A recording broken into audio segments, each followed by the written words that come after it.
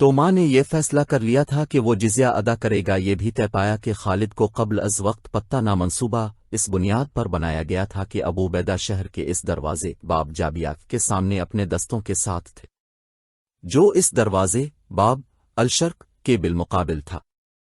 دونوں دروازوں کے درمیان پورا شہر حائل تھا اور فاصلہ 1 میل سے کچھ زیادہ تھا، تو ماں آسانی سے اپنے ایلچی ابو عبیدہ کے پاس بھیج سکتا تھا۔ توما نے یہ کانفرنس اس رات سے 2-3 راتیں پہلے منعقد کی تھی، جس رات یونس ابن مرقس خالد کے پاس آیا تھا۔ اگلی رات کا واقعہ ہے، خالد، قاقا اور ایک بڑے بہادر مجاہد مزور بن عدی شہر پناہ کے دروازے بابن الشرق سے کچھ دور کھڑے تھے۔ ان کے ہاتھوں میں رسے تھے، دیوار کے ساتھ لگے 100 مجاہدین کھڑے تھے۔ یہ سارے لشکر میں سے چنے ہوئے نڈر اور ذہین مجاہدین تھے۔ یونس ابن مرقس خالد کے ساتھ تھا۔ اسی نے خالد کو یہ جگہ بتائی تھی، وہ اسے کے ذریعے یہیں سے اترا تھا۔ خالد اپنی زندگی کا بہت بڑا خطرہ مول لے رہے تھے، وہ سپہ سالار تھے، انہیں اوپر نہیں جانا چاہیے تھا۔ پکڑے جانے کا امکان تھا، مارے جانے کا خطرہ تھا، لیکن اس خطرے میں وہ کسی اور کو نہیں ڈالنا چاہتے تھے۔ انہیں اعتماد تھا کہ ان کے نہ ہونے سے مجاہدین میں بد دلی نہیں پھیلے گی اور ابو عبیدہ ان کی جگہ لے لیں گے۔ یہ فیصلہ پہلے ہی ہو چکا تھا کہ خالد کی غیر حاضری میں سالار اعلیٰ ابو عبیدہ ہوں گے۔ خالد نے اپنے ہاتھ سے کمند اوپر پھینکی، دیوار کی بلندی 13-14 گز تھی۔ کمند دیوار کے اوپر اٹک گئی۔ انہوں نے کچھ دیر انتظار کیا، دیوار پر کوئی حرکت نہ ہوئی، جس کا مطلب یہ تھا کہ اوپر کوئی نہیں تھا۔ اگر کوئی تھا بھی تو اسے پتہ نہیں چلا تھا کہ دیوار پر کمند پھینکی گئی ہے۔ خالد نے اپنے آپ کو مزید خطرے میں یوں ڈالا کہ سب سے پہلے خود کمند کے ذریعے اوپر گئے۔ ان کے پیچھے قاقا اور مزور اوپر گئے۔ اوپر کوئی بھی نہیں تھا، دیوار کا یہ حصہ شہر سے کچھ دور تھا۔ شہر کی آوازوں سے پتہ چلتا تھا کہ لوگ جاگ رہے ہیں اور کسی تقریب میں مصروف ہیں۔ خالد کو یقین آ گیا کہ یونس ابن مرقس انہیں دھوکہ نہیں دے رہا۔ انہوں نے دیوار یعنی شہر کی فصیل کے ساتھ 2-3 رسے باندھ کر نیچے لٹکا دیے، جو وہ اس مقصد کے لیے ساتھ لے گئے تھے۔ ان کے 100 مجاہدین میں سے 50 ان رسوں سے اوپر چلے گئے۔ یونس ابن مرقس بھی ان کے ساتھ گیا، وہ خالد کا گائیڈ تھا۔ خالد نے ان جانبازوں میں سے کچھ کو اس کام کے لیے دیوار پر بٹھا دیا کہ رومی فوج کے آدمی اگر اوپر آ جائیں تو انہیں ختم کر دیں، لیکن خاموشی سے، تاکہ شہر میں کسی کو کچھ پتہ نہ چلے۔ ہر کام خاموشی سے کرنا تھا۔ خالد نے قاقا اور مزور کو اپنے ساتھ رکھا اور 50 جانبازوں میں سے باقی کو اپنے ساتھ فصیل سے اتار کر لے گئے۔ جو ہی وہ دیوار سے اترے انہیں کسی کی باتیں سنائی دیں۔ رومی سپاہی۔ یونس ابن مرقس نے خالد کے کان میں سرگوشی کی، میں ان کی زبان سمجھتا ہوں، انہیں ان کی زبان میں روب سے کہو کہ جلدی چلو۔ خالد نے یونس ابن مرقس سے کہا اور اپنے جانبازوں سے کہا، تلواریں نکال لو اور اتنی تیزی سے وار کرنے ہیں کہ رومیوں کو منہ سے کوئی آواز نکالنے کی مہلت نہ ملے۔ یونس ابن مرقس نے فوجی افسروں کی طرح بڑے روب سے رومی سپاہیوں کو بلایا۔ ان کے آنے تک خالد کے جانباز گھیرے کی ترتیب میں ہو گئے۔ رومی سپاہی کم و بیش 40 تھے۔ وہ دوڑے آئے، رات کا وقت تھا، چاند آدھی رات کے لگ بھگ افق سے اٹھتا تھا۔ جب رومی سپاہی آ رہے تھے اس وقت چاند شہر کی فصیل سے اوپر آ گیا تھا۔ رومی سپاہی خالد کے جانبازوں کو اپنے آدمی سمجھے ہوں گے، وہ قریب آئے تو مسلمان جانباز سواروں سے ان پر ٹوٹ پڑے۔ ان میں سے 7-8 نے تلواریں نکالیں اور مقابلے کی کوشش کی، لیکن مارے گئے، مگر خاموشی ٹوٹ گئے۔ 2-3 رومی سپاہیوں نے زخمی ہوتے ہی بڑی اونچی آوازوں میں شور بپا کیا کہ مسلمان قلعے میں داخل ہو گئے ہیں۔ اب دروازہ فوراً خالد نے کہا، رومی فوج کو آنے میں زیادہ وقت نہیں لگے گا، میرے پیچھے آؤ۔ جہاں دروازہ تھا وہاں ڈیوڑی تھی۔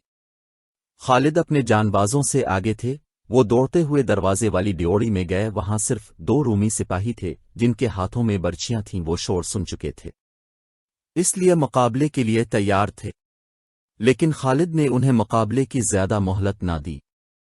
ایک کو خالد نے اور دوسرے کو ققال نے مار ڈالا۔ دروازہ کھولا، خالد نے حکم دیا، اور زیادہ آدمی باہر تیار رہو، رومی آ رہے ہیں۔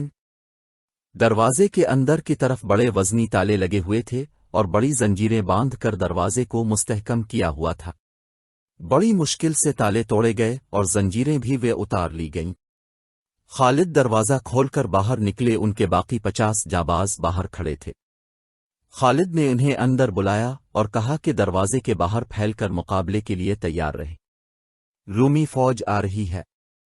اس کے ساتھ ہی اس دروازے کے سامنے جو دستے تھے انہیں خالدہ تیاری کا حکم دے آئے تھے، اور یہ حکم بھی کہ دروازہ کھلتے ہی طوفان کی طرح دروازے میں داخل ہو جائیں۔ دروازہ کھلتے ہی یہ دستے طوفان کی طرح دروازے میں داخل ہونے لگے۔ چاند اب اور اوپر آ گیا تھا، اپنے پرائے پہچان میں سہولت پیدا ہو گئی تھی۔ ادھر سے رومی فوج کا ایک دستہ باب الشرق کی طرف آ رہا تھا۔ یہ مسلمانوں کی طوفانی لپیٹ میں آ گیا۔ ذرا سی دیر میں یہ دستہ لاشوں میں تبدیل ہو گیا۔ دمشق کی تمام تر رومی فوج فصیل کی طرف دوڑی، اور جن دستوں کو جن دروازوں کی ذمہ داری دی گئی تھی وہ تقسیم ہو کر ان دروازوں کے سامنے چلے گئے۔ سارے شہر میں بھگدڑ مچ گئی۔ شہری پہلے ہی ڈرے ہوئے تھے، وہ بھاگ نہیں سکتے تھے۔ دروازے بند تھے، وہ اپنی قیمتی چیزیں ادھر الفادیر چھپا رہے تھے۔ عورتوں کا یہ عالم تھا کہ چیختی چلاتی تھیں، ہمارے آدمی بے غیرت ہیں۔ عورتوں کی چیخ نما آوازیں سنائی دینے لگیں، ہمارے آدمی ہمیں مسلمانوں سے نہیں بچا سکتے، ہمارے آدمی بزدل ہیں، اپنی جانیں بچاتے پھر رہے ہیں۔ عورتوں کی اس طعنہ زنی نے دمشق کے جوانوں کو گرما دیا، وہ تلواریں اور برچیاں لے کر نکل آئے۔ اس طرح رومی فوج کو سہارا مل گیا، لیکن خالد کے دستے رومیوں پر حاوی ہو چکے تھے۔ مسلمان محاصرے سے تنگ آئے ہوئے تھے، وہ دمشق کو فتح کرنے کے لیے قہر اور غضب سے لڑ رہے تھے۔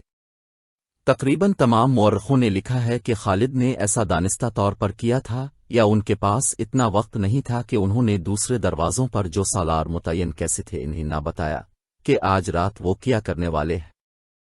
خالد نے ابو عبیدہ تک کو اطلاع نہ دی کہ وہ بہت بڑا خطرہ مول لے رہے ہیں۔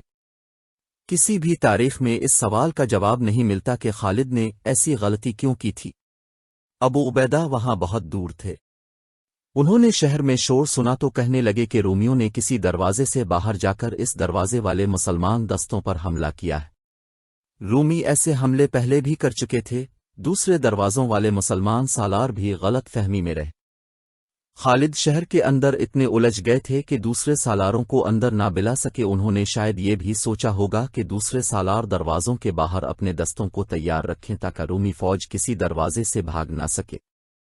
یہ بھی ذہن میں رکھیں کہ مسلمان دستے شہر کی فصیل اور دروازوں سے قریب نہیں تھے، وہ فصیل سے کم از کم 1 میل دور تھے۔ قریب ہو کر وہ تیروں کی زد میں آتے تھے، اتنی دور سے وہ شہر کے اندر کا شور اچھی طرح سن نہیں سکتے تھے۔ توما کو جب اطلاع ملی کہ مسلمان شہر میں داخل ہو گئے ہیں تو اس نے اپنے مشیروں کو بلایا۔ کون کون سے دروازے سے مسلمان اندر آئے ہیں؟ توما نے پوچھا۔ صرف ایک دروازے سے، اسے کسی نے جواب دیا، شرقی دروازے سے، باقی سب دروازے بند ہیں۔ کیا کسی نے فصیل پر جا کر دیکھا ہے؟ توما نے پوچھا۔ مسلمانوں کی باقی فوج بھی قریب آ گئی ہے۔ دیکھا ہے، اسے جواب ملا۔ ان کے باقی دستے جہاں پہلے تھے وہیں ہیں، باب جائے کو دیکھا ہے؟ توما نے پوچھا۔ کیا ابو عبیدہ کے دستے بھی آگے نہیں آئے؟ نہیں، اسے بتایا گیا، وہ دستے بھی آگے نہیں آئے، یہ صرف ان کے سالار خالد ابن ولید کے دستے ہیں۔ توما کے مشیر اور سالار آ گئے، ہم شہر کو نہیں بچا سکیں گے۔ توما نے ان سے کہا، مجھے ابھی تک کسی نے نہیں بتایا کہ مسلمانوں نے دروازہ کس طرح کھول لیا ہے۔ انہیں اندر سے کوئی مدد نہیں مل سکتی تھی۔ کیا فائدہ یہ سوچنے کا کہ مسلمان شہر میں کس طرح داخل ہو گئے ہیں؟ ایک مشیر نے کہا، وہ اندر آ گئے ہیں، اب یہ سوچنا ہے کہ کیا کیا جائے، اسی منصوبے پر عمل کیا جائے جو ہم نے پہلے سوچا تھا۔ ایک اور مشیر نے کہا، ابو عبیدہ کو صلح کا پیغام بھیجیں۔ اس مسئلے پر کچھ تبادلہ خیالات ہوتا رہا، آخر طے پایا کہ ابو عبیدہ کی طرف ایک ایلچی بھیجا جائے، اور میں نے جو دستے محفوظ رکھے ہوئے ہیں انہیں ادھر بھیج دیا جائے جدھر مسلمان اندر آ گئے ہیں۔ توما نے حکم دیا۔ انہیں میرا پیغام دیا جائے کہ دمشق شہر کی نہیں بلکہ سلطنت روم کی آبرو اور آن ان کے ہاتھ میں ہے۔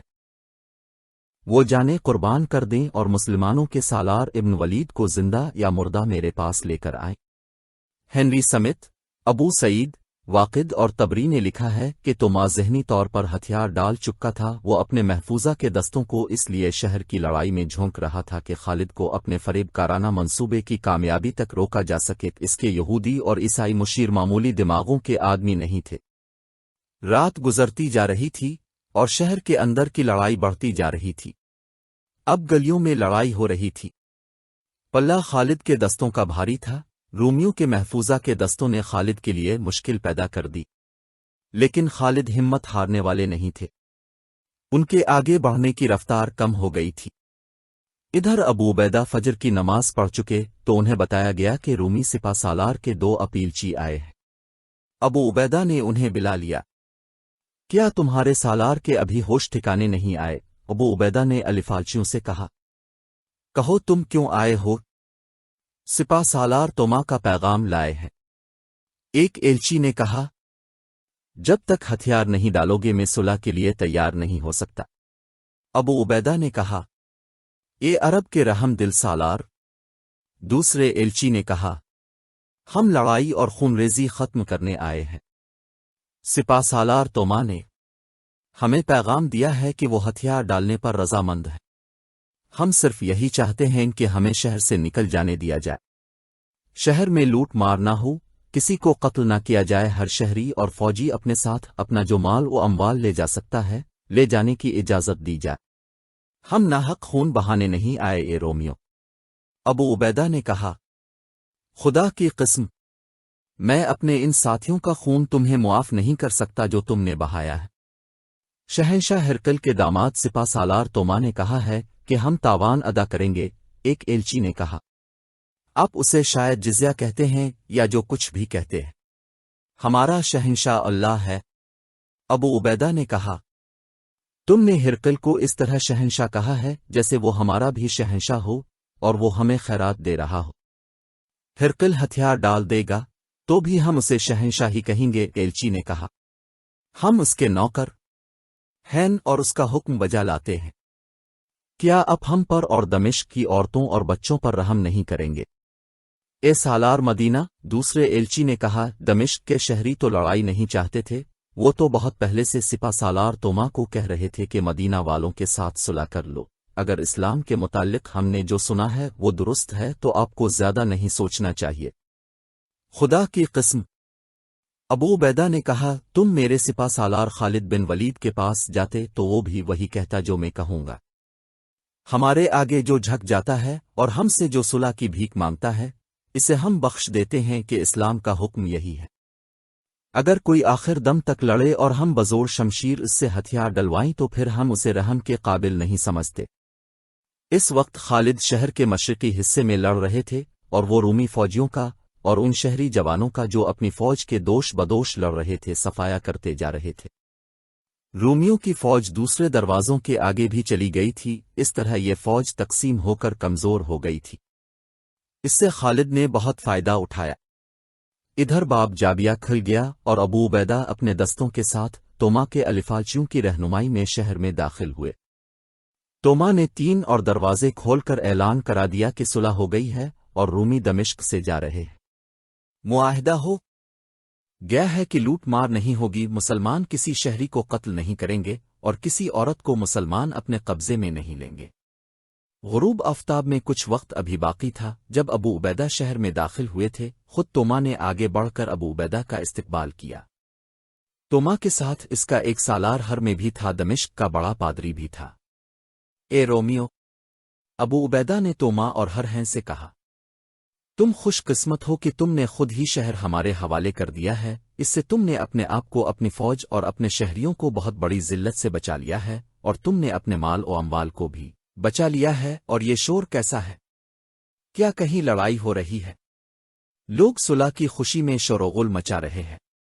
توما نے جھوٹ بولا، وہ دیکھیں میری فوج دیوار کے ساتھ کھڑی ہے، سب کے ہتھیار زمین پر پڑے ہیں۔ اس وقت خالد شہر کے اس حصے پر غالب آ چکے تھے جس میں رومی فوج کے 2-3 دستوں نے ان کا مقابل کیا تھا۔ اب خالد بیچ بیچ کر آگے بڑھ رہے تھے۔ وہ حیران تھے کہ شہر کی باقی فوج ان کے مقابلے کے لیے کیوں نہیں آ رہی۔ اسے خالد پھندا سمجھ رہے تھے۔ اسی خطرے کے پیش نظر وہ محتاط ہو کر آگے بڑھ رہے تھے۔ باہر سے ان کا رابطہ ٹوٹ گیا تھا۔ انہیں ایسی توقع نہیں تھی کہ دروازے کھل جائیں گے اور ان کی باقی فوج بھی اندر آ جائے گی۔ خالد اپنے آپ کو بڑی ہی خطرناک حال میں پھنسا ہوا محسوس کر رہے تھے۔ دمشق کے وسطی حصے میں شہر کا بڑا گرجا تھا جو کلیسائے مریم کہلاتا تھا۔ ابو عبیدہ کو وہاں لے جایا جا رہا تھا۔ وہ گرجے کے قریب پہنچے ہی تھے کہ خالد اپنے محافظوں کے ساتھ ادھر آنکلے۔ انہوں نے ابو عبیدہ کو ایسے پر امن انداز سے توما وغیرہ کے ساتھ دیکھا کہ ان کی تلواریں نیاموہے میں تھیں تو خالد بن ولید پریشان ہو گئے۔ ابو عبیدہ نے خالد اور ان کے محافظوں کو دیکھا۔ خالد کے ہاتھ میں تلوار اور ڈھال تھی۔ تلوار خون سے لال تھی، دستے تک خون گیا ہوا تھا۔ خالد پینے میں نہائے ہوئے تھے اور ان کے کپڑوں پر خون کے بے شمار چھینٹے اور دھبے تھے۔ ان کا سانس پھولا ہوا تھا۔ خالد کے محافظوں کی بھی حالت ویسی ہی تھی۔ اس میں کوئی شک نہیں تھا کہ خالد لڑتے ہوئے یہاں تک پہنچے تھے۔ محافظوں کے پاس برچیاں تھیں جن کی انیاں جیسے خون میں سے نکالی تھیں۔ خالہ اور ابو عبیدہ ایک دوسرے کو حیرت زدگی کے عالم میں دیکھتے رہے۔ بو سلیمان، ابو عبیدہ نے آخر سکوت توڑا اور خالد سے کہا، کیا تو اللہ کا شکر ادا نہیں کرے گا کہ اس کی ذات باری نے یہ شہر ہمیں عطا کر دیا ہے۔ اللہ نے صلح منظور کرنے کی سعادت مجھے عطا فرمائی ہے۔ ان لوگوں نے بغیر لڑے میرے آگے ہتھیار ڈال دیے ہیں، پھر تو کیوں خون ٹپکتی تلوار اپنے ہاتھ میں لیے پھرتا ہے؟ میں نے انہیں شہر سے اپنے مال اموال لے جانے کی اجازت دے دی ہے۔ ابو عبیدہ، خالد نے کہا، کون سی صلح کی بات کرتے ہو؟ کیا تو دیکھ نہیں رہا کہ میں نے لڑ کر یہ شہر حاصل کیا ہے؟ خدا کی قسم، رومیوں نے مجھے امن اور صلح کا پیغام دے کر اندر نہیں بلایا۔ میرے لیے انہوں نے دروازہ نہیں کھولا تھا۔ میں خود شہر میں داخل ہوا ہوں، میں نے خون بہایا ہے اور میرے آدمیوں کا خون بہایا گیا ہے۔ میں رومیوں کو یہ حق نہیں دے سکتا کہ یہ خیر و عافیت سے شہر سے نکل جائیں۔ ان کے شہر کے خزانے اور جو کچھ بھی شہر میں ہے وہ ہمارا مال غنیمت ہے، اور میں نہیں سمجھ سکا کہ یہ صلح کس نے کی ہے اور کیوں کی ہے۔ ابو سلیمان، ابو عبیدہ نے کہا، میں اور میرے دستے پر امن طریقے سے شہر میں داخل ہوئے ہیں۔ دیکھ شہر کے دروازے کھل گئے ہیں، اگر تو میرے فیصلے کو رد کرنا چاہے تو کر دے، لیکن یہ سوچ کہ میں دشمن کے ہتھیار ڈالنے پر بخشش کا وعدہ دے چکا ہوں۔ اگر یہ وعدہ پورا نہ ہوا تو رومی کہیں گے کہ مسلمان وعدوں کے کچے ہیں، اس کی زد اسلام پر بھی پڑے گی۔ خالد کی حالت یہ تھی کہ غصے سے ان کے ہونٹ کانپ رہے تھے۔ وہ برداشت نہیں کر سکتے تھے کہ سالان آلہ وہ ہوں اور صلح کے معاہدے کوئی اور کرتا پھرے۔ ابو عبیدہ اپنی بات پر اس طرح اڑے ہوئے تھے کہ انہیں پرواہ ہی نہیں تھی کہ خالد خلیفہ کی طرف سے سالار آلہ مقرر کیے گئے ہیں۔ تو ماں اس کا نائب سالار ہر ہیں، پادری اور مشیر وغیرہ الگ کھڑے تماشا دیکھ رہے تھے۔ انہیں اپنی چال کامیاب ہوتی نظر آ رہی تھی، بلکہ چال ضرورت سے زیادہ کامیاب ہو رہی تھی۔ وہ اس طرح کے مسلمانوں کا سپہ سالار اور اس کا قائم مقام سالار آپس میں لڑنے پر آ گئے تھے۔ ابو عبیدہ کی جگہ کوئی اور سالار ہوتا تو خالد اسے سالاری سے معزول کر کے سپاہی بنا دیتے، اسے واپس مدینہ دیتے، لیکن وہ ابو عبیدہ تھے جنہیں رسول اکرم عالم نے امین الامت کا خطاب دیا تھا۔ انہیں الاسرم بھی کہتے تھے کیونکہ ان کے سامنے کے دانت عہد کی جنگ میں شہید ہوئے تھے۔ مشہور مورخ ابن قتبہ اور واقد نے لکھا ہے کہ رسول اللہ علیہ السلام کو ابو عبیدہ سے خاص محبت تھی۔ یہ بھی لکھا گیا ہے کہ ابو عبیدہ دانت والوں سے زیادہ خوبرو لگتے تھے۔ ان کا زہد و تقو ضرب المثل تھا۔ خلیفہ المسلمین ابو بکر ان کا بہت احترام کرتے تھے اور مجاہدین ان کے اشارے پر جانے قربان کرنے کو تیار رہتے تھے۔ خالد کے دل میں ابو عبیدہ کا اتنا احترام تھا کہ میدان جنگ میں دونوں کی پہلی ملاقات ہوئی تو خالد گھوڑے پر سوار نہیں تھے، ابو عبیدہ گھوڑے پر سوار تھے۔ خالد چونکہ سالار آلہ تھے اس لیے ابو عبیدہ نے اتر کر خالد سے ملنا چاہا، لیکن خالد نے انہیں روک دیا اور کہا کہ میرے دل میں اپنے احترام کو قائم رکھیں۔ وہ ابو عبیدہ اب پوچھے بغیر دشمن کے متعلق بڑا اہم فیصلہ کر بیٹھے اور اسے بدلنے پر آمادہ نہیں ہو رہے تھے۔ ابو عبیدہ عشرہ مبشرہ میں سے بھی تھے۔ ابو عبیدہ کی تمام خوبیوں اور اسلامی معاشرے میں ان کی قدر و منزلت کو تسلیم کرتے ہوئے اس دور کے وقائع نگار اور مورخ لکھتے ہیں کہ جنگی امور کی جو سوچ بوجھ خالد میں تھی وہ ابو عبیدہ میں نہیں تھی۔